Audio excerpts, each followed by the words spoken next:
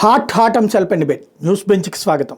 తాజాగా కొన్ని కీలకమైనటువంటి పరిణామాలు చోటు చేసుకున్నాయి. అటు చిరంజీవి స్టేట్మెంట్ దగ్గర నుంచి మరొక వైపున పవన్ కళ్యాణ్ ఒకవైపున సనాతన యాత్ర చేస్తుంటే ఇక్కడ కార్యక్రమాలకి దూరంగా ఉండటం లాంటి పరిణామాలు చోటు చేసుకుంటున్నాయి. ఇంకొక వైపున అల్లు అర్జున్ రామ్ చరణ్ల మధ్యన విభేదాలు ఏమైనా పీక్ స్టేజ్కి వెళ్ళినాయి, అలాంటి పరిణామాలు చోటు చేసుకున్నాయి. ఇవన్నీ కూడా వాస్తవానికైతే సాధారణ ప్రజలకు అవసరం లేదు, కానీ ఇది ఓ రకంగా కలియుగం అనాలా, లేకపోతే కనుక రాజకీయాలు లేదా ఈ సెలబ్రిటీల చుట్టూతానే చర్చలు నడిచే రోజులు కాబట్టి అనాలా, వాటి గురించిన చర్చలు అయితే జరుగుతూ ఉంటాయి. ఈ అంశానికి సంబంధించి కొంత మాట్లాడేందుకున్నారు పురుషోత్తం రెడ్డి గారు, రాజకీయ విశ్లేషకులు. నమస్తే అండి సార్. నమస్తే సార్. చిరంజీవి గారిని తాజాగా స్టేట్మెంట్, నేను రాజకీయాల్లోకి ఇక రాను అని చెప్పడం, మొన్నటిదాకా ఓ పక్కన జరిగిన ప్రచారం ఆయన్ని రాజ్యసభకి తీసుకుని కేంద్ర మంత్రిని చేస్తారు, లేకపోతే కనుక పవన్ కళ్యాణ్ ఆ పార్టీ అధ్యక్షుడిగా చేస్తారు లాంటి ప్రచారాలు చాలా జరిగినాయి. భారతీయ జనతా పార్టీలో చేరతారు లాంటివి కూడా. ఇప్పుడు ఆయన ఈ స్టేట్మెంట్ ఇవ్వడాన్ని ఎలా చూడాలి? అంటే చిరంజీవి గారు ఒక ముక్కలో చెప్పాలంటే స్వయం కృషితో ఎదిగినటువంటి సినిమా నటుడుగా స్వయం కృషితో ఎదిగినటువంటి అందరివాడు. రాజకీయంగా చూసినప్పుడు దారి తప్పిన బాటసారిగా చూడాలి. ఆయన రాజకీయాల్లో ప్రజారాజ్యం పార్టీ పెట్టడం తప్ప ఆ తర్వాత చేసిన ప్రతి రాజకీయ అడుగు తప్పిదం అంటే వ్యతిరేకిస్తామా అనుకూలిస్తాం కదా, అసలు ఆయనకి కూడా ఉపయోగపడలేదు. ప్రజారాజ్యం పెట్టారు. ప్రజారాజ్యం పెట్టిన కొంతకాలానికి రాజశేఖర గారి మరణానంతరం 18% ఓట్లు. ఒకవైపు రాజశేఖర రెడ్డి గారి నాయకత్వంలో కాంగ్రెస్, ఇంకో పక్క చంద్రబాబు నాయుడు గారి నాయకత్వంలో తెలుగుదేశం, ఇన్ని హోరాహోరీలు ఉన్నప్పుడే 18% ఓట్లు ఒక పార్టీని, ఒక నాయకుడిని నమ్ముకొని వచ్చారు అంటే దాని కానీ నిలబడి ఉంటే ఛాలెంజ్గా తీసుకొని విడిపోయిన రాష్ట్రానికో కలిసి ఉన్న రాష్ట్రానికో భవిష్యత్తులో ముఖ్యమంత్రి అయి ఉండేవాడు. అలాంటి స్థాయి నుంచి ప్రజలు ఇచ్చిన అవకాశాన్ని ఉపయోగించుకోకుండా ఏ రెండు రాజకీయ పార్టీలకు వ్యతిరేకంగా అదే రాజకీయ పార్టీ చేరిపోయినాడు, ఏకంగా కేంద్ర మంత్రి అయిపోయాడు. తర్వాత కాంగ్రెస్లో ఉన్నాడా లేడా ఏమీ తెలియని పరిస్థితి. అట్లా ఆయన గందరగోళం పోయింది. కాబట్టి చిరంజీవి గారు అడుగులు మళ్ళీ ఇప్పుడు పవన్ కళ్యాణ్ గారు ఒక రకంగా విభేదించి బయటకు రాకపోయినా ఇంకా ప్రజారాజ్యం తన లక్ష్యాన్ని నెరవేర్చలేదు, నేను ముందుకు తీసుకెళ్తానని ఆయన ముందుకు వచ్చాడు. ఆ తర్వాత తమ్ముడితో అంటిముట్టినట్టున్నాడు. ఆయన కాంగ్రెస్, ఈయన బీజేపీతో కలిసి ఉన్నాడు. ఆ తర్వాత మళ్ళీ తమ్ముడితో కలిసి ఉంటున్నాడు. మొత్తం మీద మన చిరంజీవి గారి రాజకీయ అడుగులన్నీ కూడా తప్పుడడుగులు కనిపించాయి. దానివల్ల ఏమైందంటే ప్రజలు ఆశించినట్టుగా ఒక థర్డ్ ఆల్టర్నేటివ్ రాలేకపోయింది. దట్టు చిరంజీవి గారు కూడా సినిమా నటుడిగా ఎంత సక్సెస్ఫుల్గా అందరివాడిగా మిగిలినాడో ఈయన ఎవరికి మిగిలిన చివరికి ఆయన కూడా ఉపయోగపడితే వెళ్ళాడు. కాబట్టి తాజాగా చేసిన ప్రకటన కూడా నేను రాజకీయాల్లోకి ఉంటాను, రాజకీయాలకు సంబంధించి చిరంజీవి గారు ఏ ప్రకటన చేసినా ప్రజలు సీరియస్గా తీసుకోవట్లేదు. విశ్వసనీయత లేదన్న చిరంజీవి గారి పట్ల కొంచెం గౌరవం ఉంది సమాజంలో, కానీ సీరియస్గా తీసుకోవట్లేదు. ఎందుకంటే ఆయన సీరియస్గా ఉండట్లేదు. తను ఏదైతే రాజకీయాల్లో ఉంటాను లేదా ఉండను, ఎవరితో ఉంటాను ఎవరితో ఉండను, ఈ విషయంలో రాజకీయాలతో ముడిపడినటువంటి ఏ స్టేట్మెంట్ చిరంజీవి గారు ఇచ్చినా ప్రజలు సీరియస్గా తీసుకోవట్లేదు. కారణం ఏంటంటే ఆయన నాన్ సీరియస్ పాలిటిక్స్ చేశాడు, చెప్పిన దానికి చేసేదానికి తేడా లేకుండా చేశాడు. అందువల్ల ఇప్పుడు ప్రకటనలు సినిమా వరకు ఆయన సీరియస్గా తీసుకుంటారు, కానీ రాజకీయాల్లో చిరంజీవి గారిని ఎందుకో వారి కారణాలు అయితే సీరియస్గా తీసుకోవట్లేదు. ఇప్పుడు జరిగిన పరిణామాలు అట్లే చూడవచ్చు. అంటే చిరంజీవి గారు తన ఆశయాల్ని అమల్లో పెట్టేటటువంటి నాయకుడిగా పవన్ కళ్యాణ్ని ప్రజారాజ్యానికి వారసత్వంగా జనసేనని ప్రకటించారు. అంటే ఆ రోజున తను సాధించలేకపోయింది తన సోదరుడు సాధిస్తాడని, తన పార్టీ సాధించలేకపోయింది సోదరుడు పెట్టిన పార్టీ సాధిస్తారని నమ్ముతున్నట్టేనా? చిరంజీవి గారు చేసిన ప్రకటనలో రూపాంతరం అనే పదం ఆడాడు. అసలు రూపాంతరం పూర్తి స్థాయి అర్థంతో మాట్లాడా లేదు తెలియదు. రూపాంతరం అంటే కంప్లీట్ చేంజ్. అంటే ఇప్పుడు ఉదాహరణకు ప్రణాళికా సంఘం సారథ్యంలో రూపాంతరం నీతి ఆయోగ్ వాళ్ళు ఇచ్చిన డెఫినేషన్ కూడా మార్పు కాదు, పేరు మార్పు కాదు, రూపాంతరం. అంటే ప్లానింగ్ కమిషన్లో ప్రభుత్వ రోల్ కీ రోల్గా ఉంటుంది, ప్రైవేట్ సెక్టార్ సెకండరీ రోల్ ఉంటుంది. కానీ నీతి ఆయోగ్లో ప్రైవేటు పెట్టుబడికి ప్రజలకు మధ్య ఫెసిలిటేటర్ రోల్ పోతుంది. అంటే ప్రభుత్వ పాత్ర ఏమి ఉండదు, ఇంకా ప్రైవేట్ రంగానికి ప్రజలకు మధ్య ఫెసిలిటేటర్ రోల్ పోయిస్తుంది. కంప్లీట్ చేంజ్ కట్టి రూపాంతరం అంటే అర్థం అది. బస్ ఈయన రూపాంతరం అంటే ఎట్లా రూపాంతరం తెలియదు, ఫస్ట్ పాయింట్. రెండోది రూపాంతరంగా కూడా ఆయన ఉద్దేశం ఏదన్నా రూపాంతరం ఉన్న ఒరిజినల్ అర్థంతో పవన్ కళ్యాణ్ గారు ఏమి నడవట్లేదు. ఉదాహరణ చిరంజీవి గారు ఏ రెండు పార్టీలకు వ్యతిరేకంగా పార్టీని స్థాపించాడో ఆ రెండు పార్టీలు ఒక పార్టీలో చేరుకున్నారు, దాంతో అది ముగిసిపోయింది. పవన్ కళ్యాణ్ గారు కూడా జనసేన ప్రారంభించినప్పుడు రాజకీయాల్లో మార్పుల కోసం చాలా గట్టిగా మాట్లాడినాడు. కానీ చివరకు ఈ రాష్ట్రంలో వైఎస్ఆర్ కాంగ్రెస్ పార్టీ మినహాయించి వామపక్షాలు బీఎస్పీతో ఒకసారి, తెలుగుదేశంతో 2 సార్లు, బీజేపీతో 2 సార్లు మళ్ళీ కలవడం, విడిపోవడం ఇది జరిగినాయి. లిటిల్ బిట్ ఆఫ్ 10-11 ఇయర్స్లో. కానీ ఇదేం రూపాంతరం? కాబట్టి నాకైతే అర్థం కాదు రూపాంతరం ఎట్లా అవుతుంది. ఆల్టర్నేటివ్ కాదు కదా. ఆల్టర్నేటివ్ అయితే ఈ రాజకీయ పార్టీలు భిన్నమైన రాజకీయాలు చేయాలి. ఎక్కడ చేస్తున్నారు? పైపెచ్చు ఓకే, వైఎస్ఆర్ కాంగ్రెస్ పార్టీని రాజకీయంగా ఎదుర్కోవడం కోసం మీరు వ్యూహాత్మక ఎత్తు కూడా అనుకున్నాం. కమ్యూనిస్ట్ పార్టీలు చెప్తుంటాయి కదా, వాళ్ళు ఎదుర్కోవడం కోసం వీళ్ళు ఎదుర్కోవడం, వాళ్ళతో చేసి చివరకు కుదేలైపోతున్నారు. అదే కానీ చెప్పుకోవడానికైనా బాగుంటుంది. కానీ ఈయన ఆ లెక్క తీసుకున్నప్పుడు ఈయన వామపక్షాలతో చేరినప్పుడు చేగవేరా ఆదర్శం అంటాడు, ఇప్పుడు బీజేపీతో కలిసి ఉన్నప్పుడు సనాతన ధర్మం అంటాడు. ఎట్లా సాధ్యం అవుతుంది? ఇదేం రూపాంతరం? కాబట్టి బహుశా కనీసం తాను కేంద్ర మంత్రి అయ్యాడు, ఇప్పుడు ఉప ముఖ్యమంత్రిగా పవన్ కళ్యాణ్ గారు భవిష్యత్తులోనూ ముఖ్యమంత్రి అవుతాడా, ఇట్లాంటి ఒక ఆశలు ఏమన్నా ఆయనకుంటే ఉండొచ్చు. అట్లాంటి తాను సాధించలేని, తాను ఎందుకు ముఖ్యమంత్రి అవ్వాలనుకున్నాడు కదా, అది కాలేకపోతే తమ్ముడు ఏమైనా అవుతాడని ఒక ఆశ ఉంటే ఉండొచ్చు. అది రాజకీయాల్లో రూపాంతరం ఎట్లా అవుతుంది? కాబట్టి ప్రజారాజ్యానికి జనసేన ఎటువంటి పరిస్థితుల్లో రూపాంతరం కాదు. ఎందుకంటే వాళ్ళు డైరెక్ట్గా కాంగ్రెస్ చేరిపోయి ఇండైరెక్ట్గా వీళ్ళందరితోనూ సహవాసం చేస్తున్నారు. ఎట్లా ఆల్టర్నేటివ్ అవుతారు? రైట్. ఇవాళ కొత్త కాన్సెప్ట్ ఏంటంటే, నిన్న చంద్రబాబు గారు కార్యదర్శులు అట్లాగే మంత్రులతో సమీక్షా సమావేశం జరిగింది. దానికి పవన్ కళ్యాణ్ హాజరు కాలేదు. మొన్న క్యాబినెట్ మీటింగ్ కూడా హాజరు కాలేదు. ఈ సందర్భంగా నాదెండ్ల మనోహర్ చెప్తా చంద్రబాబు గారికి పవన్ కళ్యాణ్ గారికి తీవ్ర నడుము నొప్పి ఉంది, ఓ 4-5 రోజుల్లో విధుల్లోకి వస్తారు, ఆయన అటెండ్ కావట్లేదు అని చెప్పారు. నేను ఫోన్ చేస్తే కూడా పవన్ కళ్యాణ్ గారు అందుబాటులోకి రాలేదు, ఇప్పుడు ఎలా ఉంది అని ఆయన అడిగారు అన్నటువంటిది ఈనాడే స్వయంగా రాసినటువంటి అంశం. దీన్ని ఎలా చూడాలి? అది ఈనాడు లాంటి పత్రికలు రాశాయి కాబట్టి దగ్గర సమాచారంగానే చూడాలి. అయితే నాకున్న సమాచారం ప్రకారం కూడా పవన్ కళ్యాణ్ గారు కొంత ఈ బాడీకి సంబంధించినటువంటి నడుము నొప్పులతో మెడ నొప్పితో బాధపడుతున్నాడని చాలా దగ్గర వాళ్ళే చెప్పారు. ఆయన కొంత సమస్య కూడా ఉన్నట్టుంది. మన తిరుమలకు వచ్చినప్పుడు చూస్తుంటాం, మెట్లెక్కేటప్పుడు వాటిలో ఆయన నీరసపడుతుంటాడు. మరి ఆయనకున్న ఆరోగ్య సమస్య కావచ్చు. అయితే దాని కారణంగా రెస్ట్ తీసుకోవచ్చు, తప్పు కూడా ఏం కాదు, క్యాబినెట్కి హాజరు కాకపోవచ్చు. కాకపోతే ఒక 2 అనుమానాలు కానీ కొన్ని చర్చకి దారి ఎక్కడ తీస్తుందంటే, ఒకటి మొదటి నుంచి కూడా పవన్ కళ్యాణ్ గారు ఈ ప్రభుత్వంతో బాగున్నట్టే ఉంటారు, అట్ ద సేమ్ టైం కొన్ని కీలక విషయాలు వచ్చినప్పుడు తాను ఇండిపెండెంట్గా ఉంటున్నాడు. రాష్ట్ర వ్యాప్తంగా శాంతి భద్రతలపైన సీరియస్ చర్చ జరిగినప్పుడు నేను హోంశాఖ మంత్రి అయితే అనే చర్చకు వచ్చాడు. అంటే సరిగ్గా లేదని ఇండైరెక్ట్గా చెప్పాడు. తిరుపతి దేవస్థానం తొక్కెసలాట వ్యవహారంలో చంద్రబాబు గారు కొంతమంది అధికారులపైన చర్యలు తీసుకొని విచారణకు ఆదేశిస్తే చైర్మన్ కోఆర్డినేషన్ లేదు, వాళ్ళ జరిగిందని మాట్లాడేశారు. ఇట్లా కొన్ని విషయాలు చాలా ఇండిపెండెంట్గా మాట్లాడుతున్నారు. అది ఉంది కాబట్టి ప్రజలకి ఇప్పుడు ఏ చిన్న గ్యాప్ వచ్చినా ఆ కోణంలోనే చూస్తారు. అందులో ఈనాడులో అట్లా రాశారు. రెండో పాయింట్ ఏంటంటే, ఒక నడుము నొప్పితో వారు ఉన్నప్పుడు పరామర్శించినప్పుడు ఫోన్ చేయడానికి పెద్ద ఇబ్బంది ఏం కాదు. తట్టు సీన్ కట్ చేస్తే వారు ఇప్పుడు కేరళ యాత్రలో ఉన్నారు. కాబట్టి ఏదైనా గ్యాప్ ఉందా అనే అనుమానానికి ఇది కారణం అవుతా ఉంది. రెండో అంశం, సరే మన చంద్రబాబు నాయుడు గారు కానీ ఉదయం నుంచి సోషల్ మీడియాలో, ప్రధాన మీడియాలో, చాలా యూట్యూబ్ ఛానల్స్లో ఇది చర్చ అవుతుంది. ఫోన్ చంద్రబాబు గారికి రియాక్ట్ కావట్లేదని, మనోహర్ గారు ఆయన హెల్త్ బాగాలేదు, అందుబాటులో లేరని, సీన్ కట్ చేస్తే కేరళలో యాత్ర. ఇవన్నీ చూసినప్పుడు కనీసం 3 కార్యాలయాలు 2 కార్యాలయాలైనా, చంద్రబాబు నాయుడు గారి కార్యాలయం అయినా పవన్ కళ్యాణ్ గారికి ప్రకటిస్తుంటే బాగుండేది. అట్లాంటిది ఏమీ లేదు, జరిగింది వాస్తవం కాదని చెప్పుకుంటే ఒక రకంగా చెప్పలేదు కాబట్టి ఇది ప్రయారిటీ కొంచెం పెరిగిపోతా ఉంది. రేపటి గడ చెప్పకపోతే కొత్త ఆలోచనలు వచ్చేస్తాయి. కాబట్టి పవన్ కళ్యాణ్ గారు ఇప్పటి వరకే ఇండిపెండెంట్గా వ్యవహరించిన కారణంగా ఈ వార్తకు ప్రాధాన్యత. జనరల్గా ఉండిపోతే ఇది పెద్ద పట్టించుకోరు, హెల్త్ బాగాలేదు రెస్ట్ తీసుకుంటూ ఉంటారు. అలా కాకుండా ఉండేది. రెండోది, ఈ దాదాపు 1 నెల క్రితం అనుకుంటాను, పవన్ కళ్యాణ్ గారి సోదరుడు నాగబాబు గారికి రాష్ట్ర మంత్రి అన్నారు. ఆ తర్వాత మన లోకేష్ గారు ఉప ముఖ్యమంత్రి చాప్టర్ ముందుకు వచ్చింది. కానీ మీకు తెలుసు, అందరికీ తెలుసు, మంత్రివర్గం కావడానికి క్లియర్ వేకెన్సీ ఉంటే సరిపోతుంది. ఒకవేళ ఎమ్మెల్యే కాకపోయినా ఎమ్మెల్సీ ఇచ్చుకోవచ్చు. ఇది 6 నెలల్లో, దాదాపు ఈ నెలలో ఇచ్చినా, నిన్న నెలలో ఇచ్చినా, ఆయన అనౌన్స్ చేస్తున్న నెలలో ఇచ్చినా కూడా నాగబాబు గారికి మంత్రి పదవి ఇచ్చి ఉండొచ్చు. 6 నెలల్లో ఈజీగా ఎమ్మెల్సీలు ఏదో ఒకటి ఖాళీ అవుతాయి, అకామిడేట్ చేసి ఉండొచ్చు.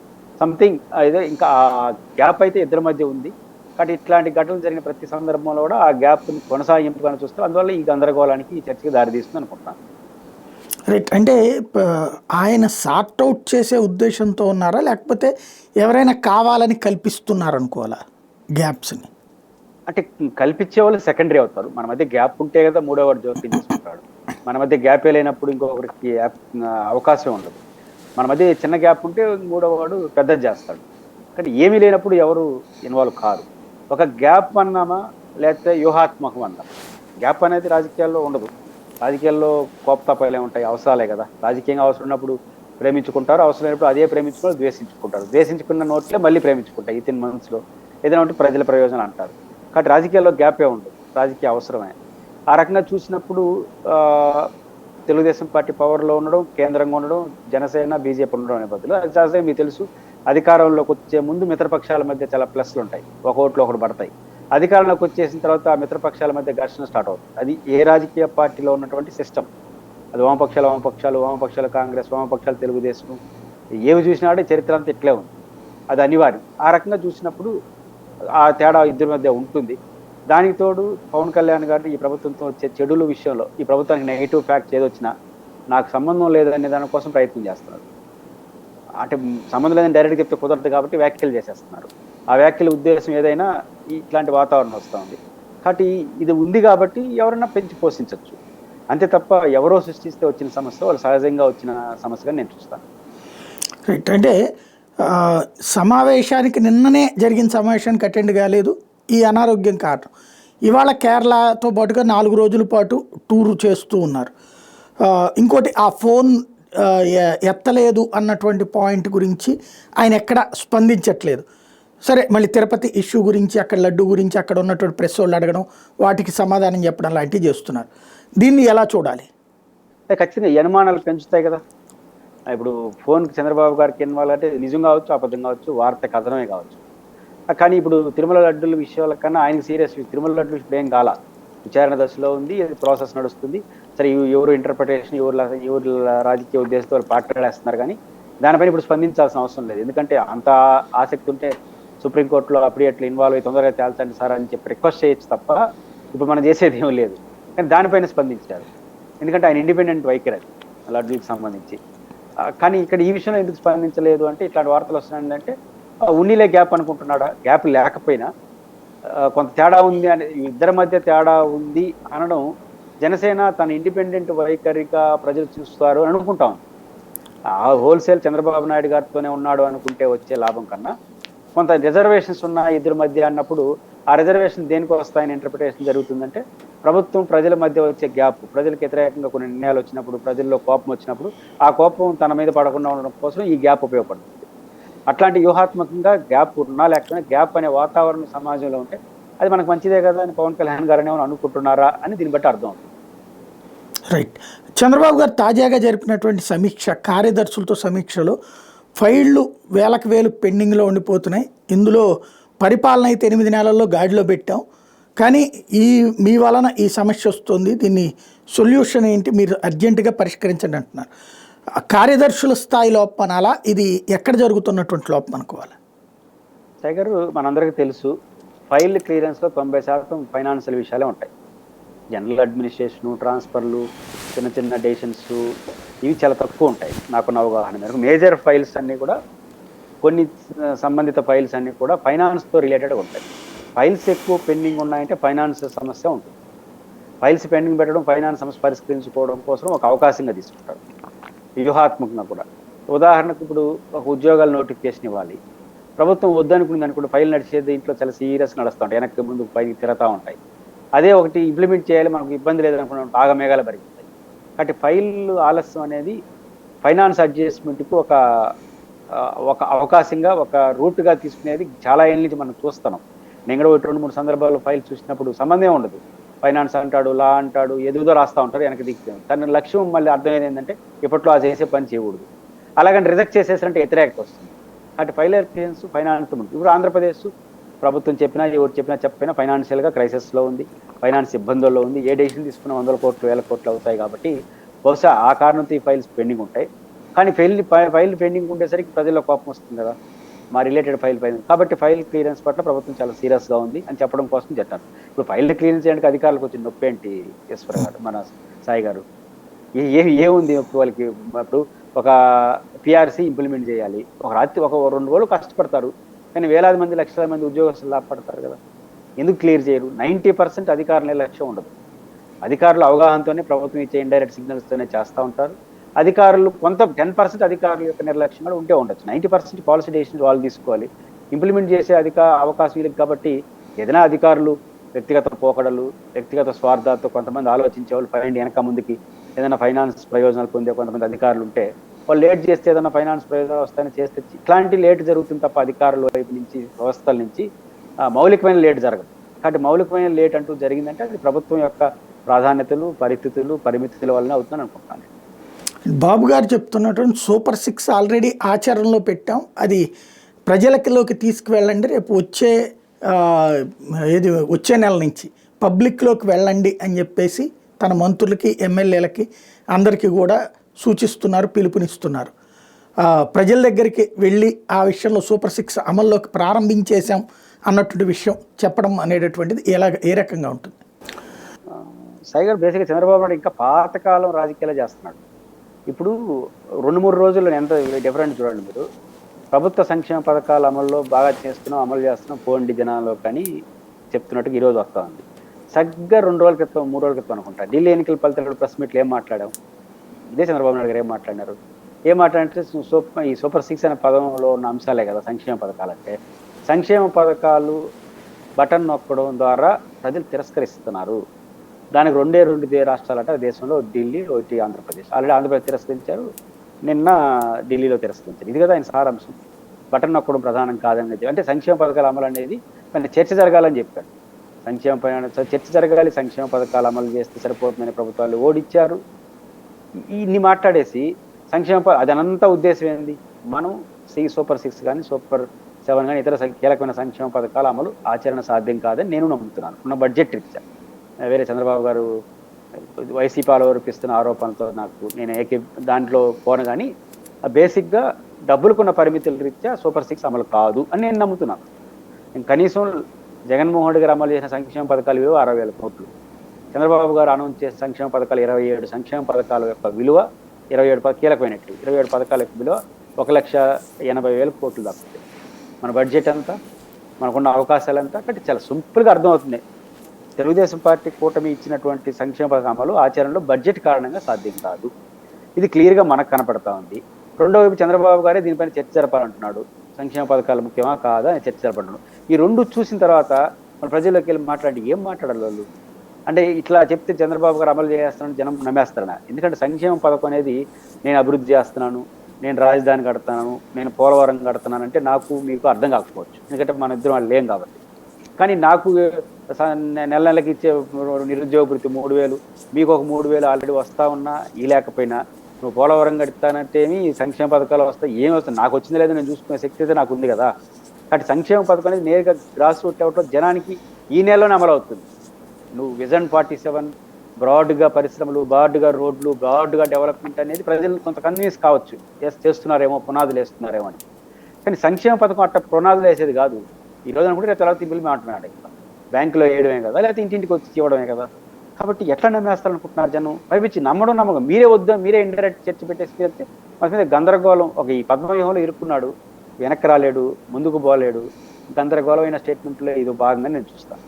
అంటే ప్రజలు సంక్షేమం అనేటటువంటి దాంట్లో విరక్తి చెందేయడం వల్లనే 11 సీట్లకు పరిమితం చేశారన్నటువంటిది వీళ్ళు బలంగా నమ్ముతున్నటువంటి దాన్ని ఎలా భావిస్తారు మీరు? నేనైతే అనుకోను సంక్షేమ పథకాలు విరక్తి పొందారని బస్సు ఇప్పుడు అనుకున్నారో నాకు తెలియదు. ఎలక్షన్ ముందు అయితే అనుకున్నట్లేదు. అనుకుంటే సంక్షేమ పథకాల వల్ల రాష్ట్రం నష్టపోయిందని ఏరే చర్చకి వెళ్ళిపోయింటాడు. బహుశా ఇంప్లిమెంటేషన్ కావాల్సి వీళ్ళు విరక్తి వచ్చి ఈ ఏడ అమలు చేసేది సంక్షేమ పథకం ఈ విరక్తి జనం విరక్తి అంటే ఎట్లా? ఎవరైనా ఇప్పుడు కుటుంబాలు, నేను గ్రామాలకు మాది విలేజ్, సాయి గారు మీరు కూడా విలేజ్కి వెళ్ళి ఉంటారు. ఒక తల్లిదండ్రులు లేదా ఒక ముసలామె లేకపోతే ఒక ఉంటే ఓ 15,000 రూపాయలు అమ్మఒడి, లేదా ఒక నెలకు 4,000 రూపాయలు ఇప్పుడు పెన్షన్ ఇస్తున్నారు. ఒక ముసలి వాళ్ళిద్దరు ఉన్నారనుకోండి, 4,000 రూపాయలు పెన్షన్ వస్తూ ఉంటే ఇంకా కొడుకులు కూతుర్లు వాళ్ళతో సంబంధం లేకుండా వాళ్ళ లైఫ్ సాఫీగా నడిచిపోతా ఉంది. ఆ ఉచిత బియ్యం నడిచిపోతా ఉంది. ఇట్లాంటి దాన్ని తగ్గిస్తే అసలు నేను మీరు ఇన్కమ్ ట్యాక్స్ కట్టేవాళ్ళు, ఈ డెవలప్మెంట్ అనే ఆ బ్రాడ్గా ఆలోచించే వాళ్ళు వాళ్ళకి ఎందుకు 4,000 కూర్చోబెట్టే అని మనం అనొచ్చేమో. వాళ్ళకి ఒక పెద్ద వెసులుబాటు. చాలా సంక్షేమ పథకాలను నిరుపేద కుటుంబాలని, ఆపన్న హస్తం అందుకోవడానికి సిద్ధంగా ఉన్న కుటుంబాలని బయటపడేసినాయి. దాన్ని సమర్థిస్తామా వ్యతిరేకిస్తామా దట్ ఈస్ డిఫరెంట్. అక్కడి నుంచి వాళ్ళు వెనక్కి వస్తే ఇంకేం పని చేయగలరు, ఏం చేయగలరు?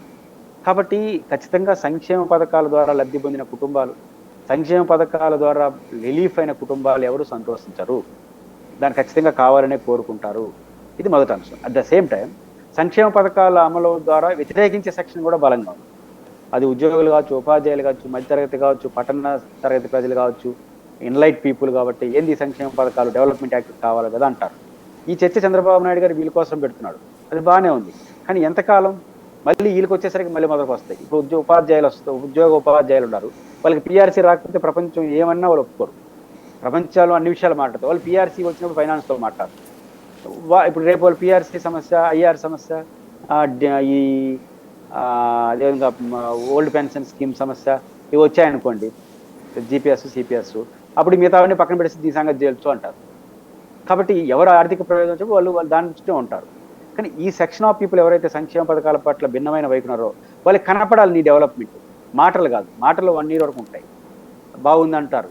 కానీ రియాలిటీ ఏంటి అది కనపడాలి. నాకు కనపడడం సులభం కూడా కాదు. డెవలప్మెంట్ మీరు అమరావతిలో అద్భుతాలు చేస్తారంటే రాయలసీమ స్పందించు, రాయలసీమలో వీళ్ళందరూ మా చేసిన వాళ్ళు అంటారు. నాకంటే కనపడాలి ఆ డెవలప్మెంట్ ఏంటంటే అది రోడ్ల రూపంలో కనిపిస్తాయా, లేకపోతే ఫ్యాక్టరీల రూపంలో కనిపిస్తాయా, ఇండస్ట్రియల్ రూపంలో కనిపిస్తాయా, లేకపోతే నీటి ప్రాజెక్టు రూపంలో కనపడాలి, ఫోకస్ కావాలి. అలా కాకపోతే ఏమవుతుందంటే అది పోయా ఇది పోయా. కాబట్టి తెలుగుదేశం పార్టీ ఈ లాజిక్ కరెక్టే, కానీ ఆ లాజిక్తో సంతృప్తి చెందే వాళ్ళని అమలు చేయడంలో ఉన్న లాజిక్ అంటే ఇప్పటివరకు అర్థం కాలేదు, మాటల వరకే చెప్తున్నారు.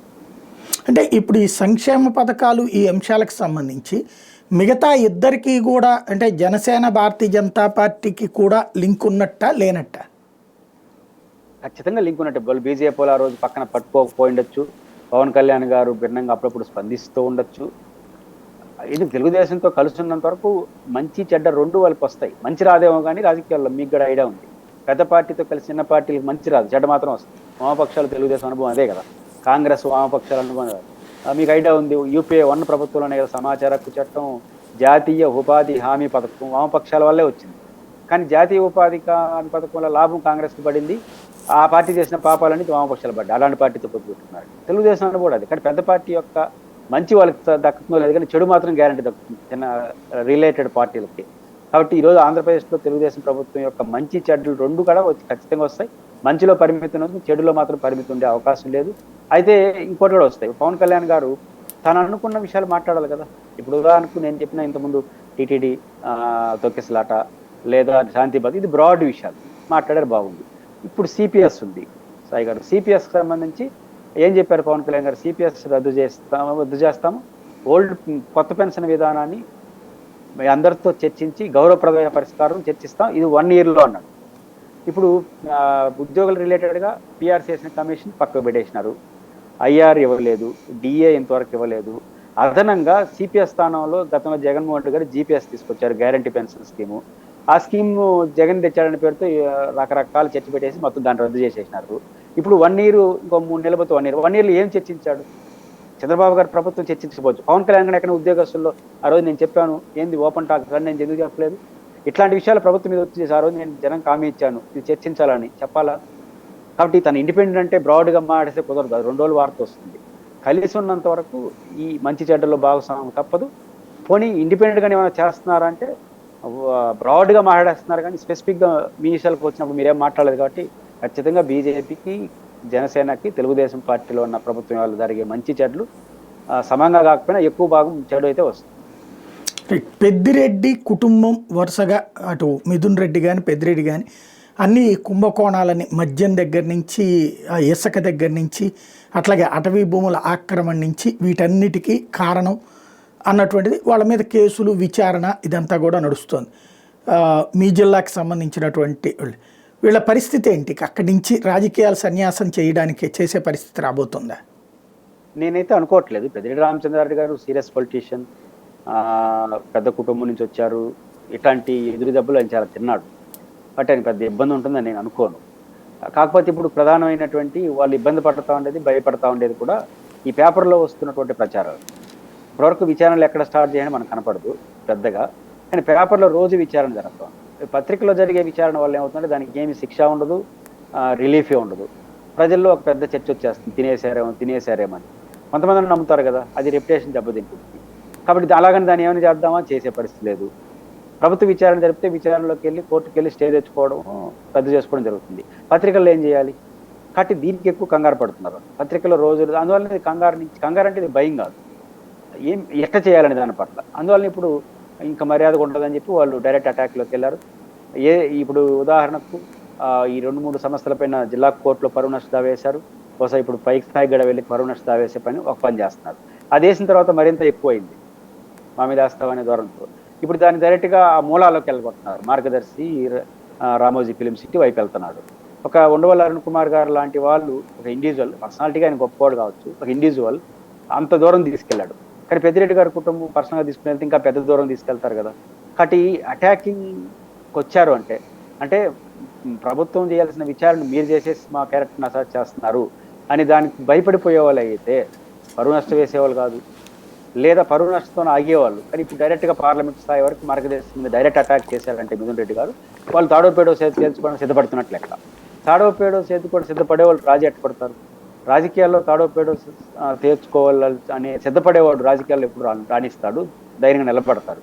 కాబట్టి నాకు తెలిసి పెద్దిరెడ్డి రామచంద్రరెడ్డి గారు ఎదుర్కొంటారు. ఆ ఎదుర్కొనే క్రమంలో నిలబడతారు. ఈ ప్రభుత్వం విచారణ చేసి నిజంగా పెద్దిరెడ్డి గారి కుటుంబంలో ఎవరైనా ఇట్లాంటి తప్పుల్లో భాగస్వామ్యాన్ని చర్య తీసుకుంటే దానికి భయపడతారు అట్లాంటి పరిస్థితి ఉంటే.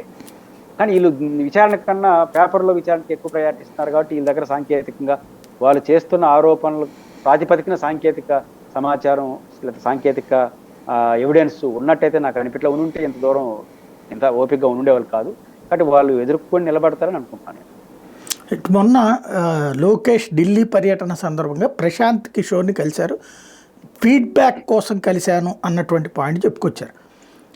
ప్రశాంత్ కిషోర్ ఏమో ఎప్పుడో ఈ అస్త్ర సన్యాసం చేసేసాను, నేను బీహార్ రాజకీయాలు చూసుకుంటున్నాను అన్నటువంటి చెప్పుకొచ్చారు. జస్ట్ నేను ఒక ఒపీనియన్ ఇష్యూస్ కిందకి మాత్రమే మాట్లాడతాను తప్పించి నేనేమి గ్రౌండ్ లెవెల్ చేయట్లేదని. ఇప్పుడు రాష్ట్ర ప్రభుత్వం కోసం ఆయన ఏమన్నా ప్రత్యేకించి చేస్తున్నట్ట, లేకపోతే ఈ వ్యవహారాల మీద ఆయన కరెక్ట్గా అంటే ఇక్కడ రాజకీయాలు తెలియనటువంటి వ్యక్తి లేదా ఇక్కడ రాజకీయాలకు సంబంధం లేని వ్యక్తిగా న్యూట్రల్గా ఆయన చెప్పే ఒపీనియన్ తీసుకుందాం అనుకున్నట్ట? అంటే ప్రశాంత్ కిషోర్తో వాళ్ళతో మాట్లాడినట్టు పత్రికల్లో వచ్చింది, వారేం ఖండించలేదు. బహుశా లోకేష్ స్పందించారు కూడా ఇట్లా ఫీడ్బ్యాక్ కోసం మాట్లాడమని. ఓకే, ఉండొచ్చు. బహుశా నేను ఫీడ్బ్యాక్ కోసం వెళ్ళుంటాడని అనుకోను. కానీ లోకేష్ గారికి మన ప్రశాంత్ కిషోర్కి ఒక ఇమేజ్ ఉంది ఈరోజు కూడా. ఆయన పార్టీ పెట్టాడు, ఫెయిల్ అయిపోయినాడు, ఆయన ఎన్ని విమర్శలు ఉన్నా ఒక ఒపీనియన్ తీసుకునే దాంట్లో ఒక ఎక్స్పర్ట్, ప్రభుత్వాలనే మార్చేసినాడు, ప్రభుత్వాలను నిలబెట్టాడు అని ఒక ఇమేజ్ అయితే ఇప్పటికీ ఆయన గ్లామర్ ఉంది, రైట్ ఆర్ రాంగ్. ఆ గ్లామర్ ఉన్న వ్యక్తితో మాట్లాడడం అనేది మంచి ఫీడ్బ్యాకే కదా. మాట్లాడడం మంచి ఫీడ్బ్యాక్, ఆయన ఏం ఫీడ్బ్యాక్ ఇస్తాడో తర్వాత. కాబట్టి లోకేష్ గారు విస్తృతంగా జరుగుతున్న పరిణామాలపైన ఫీడ్బ్యాక్ తెచ్చుకుంటున్నాడు, సీరియస్గా ఉన్నాడని చెప్పడం కోసం ఉపయోగపడుతుంది తప్ప ఆయన ఏం ఫీడ్బ్యాక్ ఇవ్వగలడు? ఇప్పుడు లోకేష్ గారికి అర్థం కాదా విద్యాశాఖలో ఫీడ్బ్యాక్ అంటే ఏంటి? తల్లిదండ్రులు సమస్య 15,000 రూపాయలు, అమ్మఒడి, తల్లికి వందనం, లేకపోతే ఫీజు రీయింబర్స్మెంట్, ఇవి కదా. ఇవి చేయకుండా ఆడు ఎంత ఫీడ్బ్యాక్లు తీసుకున్నాడు నష్టం వస్తున్నాయని తెలుసు కదా. కాబట్టి ఫీడ్బ్యాక్ 90% ఉండదు, 10% ఉండొచ్చు. మేజర్గా ప్రశాంత్ కిషోర్తో మాట్లాడడం అంటే లోకేష్ గారు సీరియస్గా పాలిటిక్స్లో ఉన్నాడు, అందరితో మాట్లాడుతున్నాడు, ఫీడ్బ్యాక్ తెచ్చుకుంటున్నాడు, మార్పు చేస్తాడు, ఇట్లాంటి మెసేజ్ ఇవ్వడానికి మాట్లాడారు తప్ప ఆయన దగ్గర పోయి ఫీడ్బ్యాక్ తెచ్చుకోవాల్సిన అవసరం. ఎందుకంటే ఆయన ఈ రాష్ట్రానికి సంబంధించిన వ్యక్తి కాదు. రెండోది లోకేష్ గారికి చంద్రబాబు గారు అనుకుంటే తెలియని విషయం కాదు. ఏదైనా ఎన్నికల టైంలో కావాలంటే ఇట్లా ఫీడ్బ్యాక్లు గ్రాస్ రూట్లో తెచ్చుకుంటారు తప్ప ఈ టైంలో. కానీ ఆయనకున్న ఇమేజ్ అయితే అట్లా మాట్లాడినట్టుగా ముందుకు వస్తున్నట్టు తెలుస్తుంది. ఒక అల్లు అరవింద్ స్టేట్మెంట్ అంటే సినిమా రంగానికి సంబంధించి అవసరం లేదు కానీ ఇప్పుడు అవసరమైన చర్చ అయింది. అల్లు అరవింద్ మొన్న ఈ సినిమా ఫంక్షన్కి సంబంధించి మాట్లాడుతున్నటువంటి సందర్భంలో రామ్ చరణ్ గురించి తక్కువ చేసి చూపెట్టాడు, వాళ్ళ అబ్బాయిని గొప్పగా చూపించాడంటూ చాలా పెద్ద ఎత్తున ట్రోల్ చేశారు మెగా ఫ్యాన్స్. ఆ తర్వాతన అటు ఆయనేమో అట్లా నా ఉద్దేశం అది కాదు, నేను చెప్పిన పర్పస్ ఒకటి, తనకి ఇన్కమ్ ట్యాక్స్ ఇష్యూస్ అయ్యి దిల్ రాజు గురించి నేను మాట్లాడాను, నేను వేరే ఉద్దేశం కాదు, నేను ఒకే ఒక్క మేనమావని, అలాగే నాకు ఒకే ఒక్క మేనల్లుడు అంటూ చెప్పుకొచ్చారు. దాని మీద వివాదాలు వద్దన్నారు. అదే సందర్భంలో వాళ్ళకి గ్యాప్ అన్నటువంటి సిచ్యుయేషన్ ఏం లేదు, మా అల్లు అర్జున్ సాధించినటువంటి పుష్ప 2 సూపర్ హిట్ని నేను ఆస్వాదిస్తానంటూ చిరంజీవి గారు మాట్లాడుకుంటారు. అంటే పెద్దవాళ్ళు ఇద్దరు పెద్దగానే మాట్లాడారు. కానీ ఇవాళ రామ్ చరణ్ అల్లు అర్జున్కి సంబంధించినటువంటి ట్విట్టర్ నుంచి అన్ఫాలో అవ్వడం అన్నది ఒక్కసారిగా చర్చనీయాంశమైంది. దీన్ని ఎలా చూడాలి? ఖచ్చితంగా ఇప్పుడు వాళ్ళు ఎందుకు జరుగుతున్నారని పక్కన పెడితే గ్యాప్ అయితే ఉంది కదా ఆ కుటుంబాల మధ్య. ఎప్పటి నుంచి ఉంది అది? నంద్యాల ఎంపీ శిల్ప అంత ముందు ఉంటే ఉండొచ్చు, కానీ బహిరంగ పడింది. నంద్యాల ఎమ్మెల్యేగా పొడిన శిల్ప తన స్నేహితుడు శిల్ప రవిచంద్రారెడ్డి గారి ప్రచారం చేయలేదు, కానీ ఆడికి వెళ్ళి రావడం అంటే ఉద్దేశం అదే, దాని ఉద్దేశం గెలవాలని కోరుకున్నాడు. అట్ ద సేమ్ టైం అదే పార్టీకి రైవల్టీగా తన మేనమామ పవన్ కళ్యాణ్ గారు సీరియస్ పోటీలో ఉన్నాడు. అక్కడికి వెళ్ళలేదు, మాట్లాడలేదు. ఎన్నికలు అయిపోయిన తర్వాత రివర్స్లో పవన్ కళ్యాణ్ గారు ఉప ముఖ్యమంత్రి అయిపోయాడు, కలవలేదు. అందులో అల్లు అర్జున్ గారి అరెస్ట్ వ్యవహారం, అప్పుడు ఒకనొకరు కలవలేదు. ఇవన్నీ చూసినప్పుడు అంటే పవన్ కళ్యాణ్ గారు కూడా చిరంజీవి గారితో కలిసినప్పుడు తర్వాత ఇవన్నీ చూసినప్పుడు ఆ రెండు కుటుంబాల మధ్య గ్యాప్ ఉందని క్లియర్గా అర్థం అవుతాం. గ్యాప్ ఉండడం ఉండకపోవడం అనేది వారి ఇష్టం, బట్ గ్యాప్ అయితే ఉన్నట్టు కనిపిస్తాం. కాబట్టి గ్యాప్ లేకుండా ఉంటే ఏ ప్రకటన అయినా రంజుగా ఉంటుంది. గ్యాప్ ఉంటే ఇది చిన్న ప్రకటన కూడా వికటిస్తూ ఉంటుంది. కాబట్టి గ్యాప్ లేదనుకున్న తేడా అది. కాబట్టి ఖచ్చితంగా వాళ్ళ కుటుంబాల మధ్య రాజకీయాలతో ప్రారంభమైన గ్యాప్ కొనసాగుతూ ఉంది. అది భవిష్యత్తులో కూడా కొనసాగచ్చు. రెండు మీరు అన్నట్టు అన్ఫాలో ఈ టైంలో అన్ఫాలో చేయడం కూడా ఆ వ్యాఖ్యలకి కొనసాగింపు కూడా వాళ్ళ అభిమానులు అనుకుంటారు, లేకపోతే అన్ఫాలో చేయాల్సిన అవసరం వచ్చింది. అందులో అల్లు అర్జున్ కదా. లేకపోతే ఇప్పుడు ఉదాహరణకు ఈ మధ్య పుష్ప 2 విజయవంతంతో అల్లు అర్జున్ నెంబర్ పెరిగిపోయింది. ఒకవేళ ఫాలో కావడం అర్థం ఏంటి? నేను మిమ్మల్ని ఫాలో అవుతున్నానంటే మీరు గొప్ప, నేను తక్కువ అని కాకపోయినా మీరు గొప్ప నాకన్నా. నన్ను మీరు ఫాలో అయితే నన్ను మీరు ఫాలో అవుతున్నారు. కాబట్టి అల్లు అర్జున్ గారు ఈయన ఫాలో అవడం అంటే ఆయన మొదట చర్చ రావడం, అన్ఫాలో చేస్తే పని అయిపోతుందని చేసినాడా, ఇట్లాంటి చర్చ కూడా దారితీస్తుంది. అయితే వాళ్ళ మధ్య ఏముందో కానీ గ్యాప్ అయితే ఉంది. ఆ గ్యాప్ ఉంది కాబట్టి ఏ చిన్న ఘటన కూడా పెద్ద ఇష్యూగా మారుతా ఉంది. అంటే వీటికి పరిష్కారం ఏముండదా?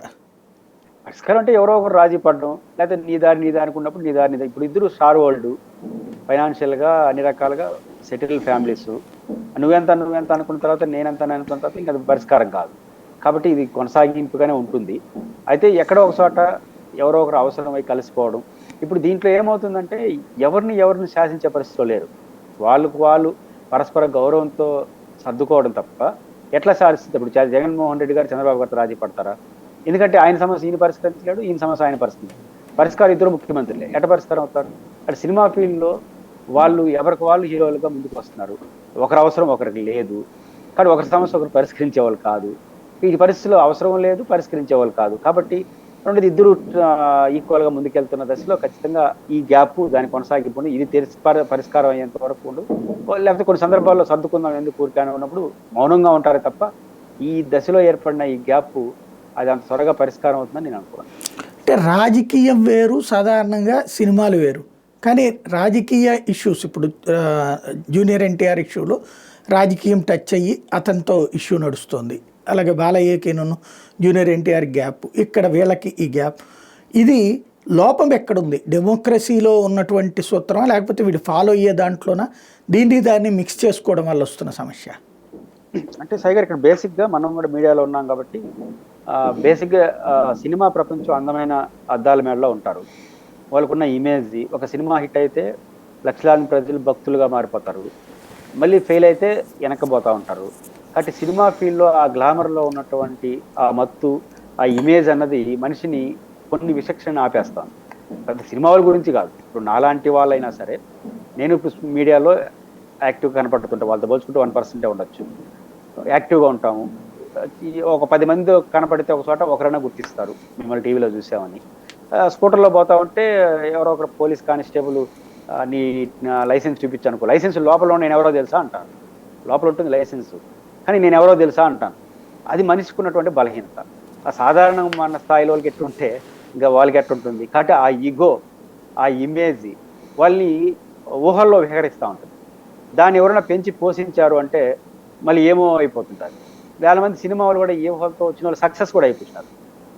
ప్రజాక్షేత్రంలో పెద్ద ఎత్తున పోరాడి కాకుండా పవన్ కళ్యాణ్ గారు ప్రజాక్షేత్రంలో ఉన్నారు 10 ఏళ్ళు, కానీ ఆయన సినిమా ప్రపంచం ఆయన పెద్దోని చేసింది. కాబట్టి సినిమాతో డిసైడ్ ఫ్యాక్టర్ అయిపోతున్నాం, ఇట్లాంటి ఊహల్లో వెళ్ళిపోతున్నారు, డబ్బుల పాత్ర పెరిగిపోతా ఉంది. ఇవన్నిటి రీత్యా మేము మా లెవెల్ ఎంత అనుకునేటప్పుడు దానికి దెబ్బ తగిలినప్పుడు భరించలేకపోతున్నారు. ఆ దెబ్బ తగలడానికి మనకున్న బల పరిమితులు అనేది కానీ అర్థం చేసుకున్నాడు సక్సెస్ఫుల్గా పోతాడు. దాన్ని అర్థం చేసుకున్నాడు ఎదురు దిగడం, ఇచ్చరవుడిగా బిహేవ్ చేస్తే కొన్ని సందర్భాల్లో సక్సెస్ అవుతాయి, ఎక్కువ సందర్భాల్లో మొత్తుకొని రాలుతాయి. ఇప్పుడు సినిమా ప్రపంచంలో ఉండే వాళ్ళకి, రాజకీయ ప్రపంచంలో ఉండే వాళ్ళకి, మీడియాలో ఉండే వాళ్ళకి ఆ ఈగో, ఆ గౌరవం, ఆ గుర్తింపే కొన్ని సందర్భాల్లో సరిగ్గా అర్థం చేసుకోకపోతే వికటిస్తున్నట్టే సినిమా వాళ్ళకి ఎక్కువ మందికి వికటిస్తా ఉంది. ఎందుకంటే వాళ్ళు కొన్న గుర్తింపు అది తాత్కాలికమని, ఆ గుర్తింపుకు ఎక్కువ కాలం జరగదని, ఆ గుర్తింపుకి ప్రజల మనోభావాలకి మధ్య వ్యత్యాసం ఉంటుందని వాళ్ళు గుర్తించకపోవడం వచ్చిన సమస్య ఇది పెద్దదిగా మారుతుంది. థ్యాంక్ యూ వెరీ మచ్ అండి. ఇది పరిస్థితి. ఓవరాల్గా అయితే అకస్మాత్తుగా జరుగుతున్నటువంటి పరిణామాలు కాదు. సినిమా ఇండస్ట్రీ ఒకవైపు ఇష్యూస్ నడుస్తున్నాయి, రెండో వైపున రాజకీయం మరొక వైపు నడుస్తుంది. అయితే ఎక్కడో చిన్న గ్యాప్ ఆరంభమైతే ఆ గ్యాప్ని పెంచే వాళ్ళు ఉంటారు. ఆ పెంచకుండా చూసుకోవాల్సినటువంటి బాధ్యత సదరు ఇద్దరికీ ఉంది. ఏ ఒక్కళ్ళు దాంట్లో నుంచి కొంచెం పక్కకి పోయినా జరిగే పరిణామాలే ప్రస్తుతం మనకి స్పష్టంగా కనబడుతున్నాయి. ఏం జరుగుతుందో చూద్దాం.